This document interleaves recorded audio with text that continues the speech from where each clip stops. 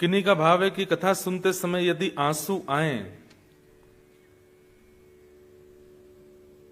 तो ये नॉर्मल है कि क्या है? व्यक्ति के पास सबसे ज्यादा बहुमूल्य यदि कुछ होता है तो उसके अश्रुबिंद। आपके पास सबसे ज्यादा कीमती कुछ है तो वो आपके अश्रु हैं, और वे यदि ठाकुर जी के भाव के प्रति अगर प्रकट हो रहे हैं तो मैं ऐसा कहता हूं कि आप ठाकुर जी को इससे बड़ा कुछ दे ही नहीं सकते हो।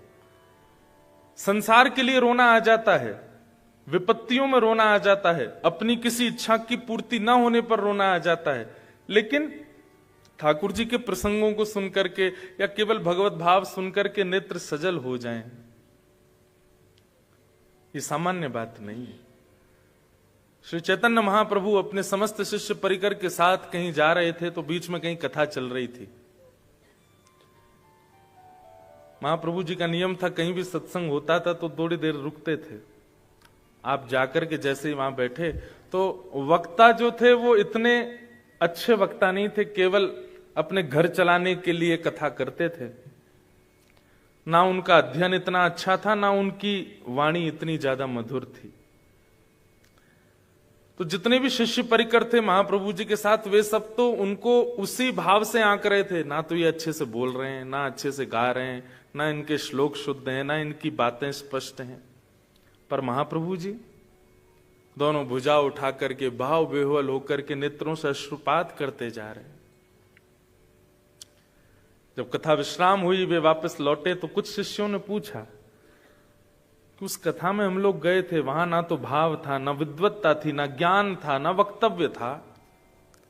क्षमा करें, आप इतने भाव में विभोर होकर के उस कथा में कैसे रस ले रहे थे? महाप्रभु जी कहते हैं, तुम लोग वक्ता को परखने गए थे, तुम ये जानने देखने गए थे कि वो कितना विद्वान है, कितना जानता है, क्या बोलता है, क्या नहीं बोलता है। ये सब करने के लिए कथा में गए थे। हमारी स्थिति तो ऐसी थी, जब जब वे कृष्ण बोलते थे तब तब ठाकुर जी का कोई रूप दिखने लग जाता था, और वही रूप चित्त में बैठ करके आनंदित करने लगता था। प्रेम विह्वल चित्त हो जाता था, नेत्रों से नीर बहने लग जाते थे। महाप्रभु जी के उस भाव को सुन करके उनके शिष्यों को बड़ा अपने ऊपर खेद हुआ कि हम क्या कथा सुनते हैं। पूरी कथा नहीं, कथा में केवल कृष्ण नाम सुनकर के महाप्रभु जी को भावावेश हो जाता था।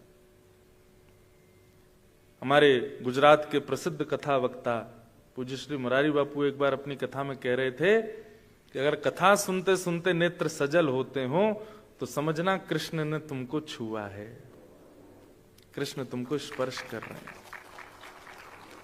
और एक बात, जैसे ये ग्लास में जल पूरा भरा हुआ है या पूरा नहीं भी भरा, थोड़ा कम है, ये छलकेगा कब? या तो अधिक रस डाला जाए या अधिक रस के अलावा कुछ और इसमें डाला जाए। कुछ भी अतीत में इसमें पधराया जाएगा तो जल छलकेगा। ठीक वैसे ही आप कथा में बैठे और कथा में बैठ करके यदि आपके नेत्रों से अश्रुबिंद छलक रहा है तो इसका मतलब क्या है?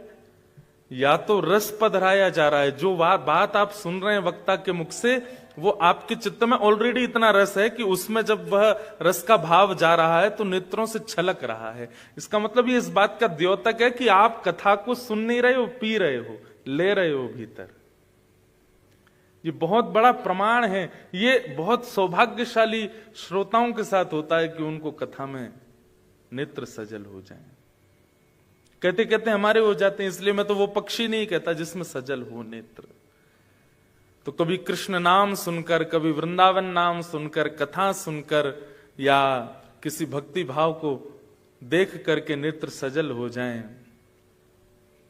तो समझ जाना कि आप, अब मैं बात आगे की बोलूं तो कहीं आपको अभिमान ना हो जाए, पर आप निश्चित ही भक्ति पथ पर एक माइलस्टोन क्रॉस कर चुके हो भगवद मिलन के लिए, तभी आपकी ऐसी स्थिति है।